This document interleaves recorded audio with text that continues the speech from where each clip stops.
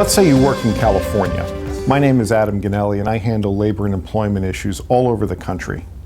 If you work in California, there's a couple of things you need to know about your rights. First is that California is a very good state for workers as compared with the rest of the country, and there are some additional protections that you're entitled to. What you need to know first is that your minimum wage in California is higher. Your minimum wage in California is $8 an hour, which is as opposed to $7.25 in the rest of the country. And also there are a couple of cities in California that have an even higher minimum wage.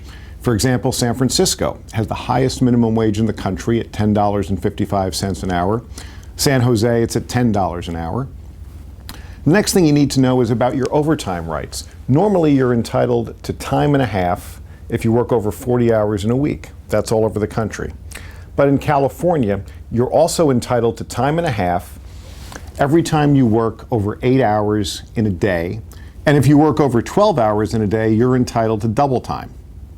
Now, another thing you need to know if you work in the state of California is that if you're fired or laid off, your employer is required to give you whatever pay you're owed within 72 hours of your departure. That's different from the rest of the country and under federal law. And the last thing you should know if you work in California is that under California law, you're entitled to breaks. You're entitled to 30 minutes every 5 hours that you work, and also entitled to 10 minutes for every 4 hours that you work. Now, why do you need to know this information? If you work in California and you have questions about these, or you think you're not getting all the rights you're entitled to, here's what I want you to do. I want you to pick up the phone and call us. We handle these issues all over the country, and we're happy to talk to you and help if we can. I'm Adam Ganelli. I'm a labor lawyer, and thanks for watching.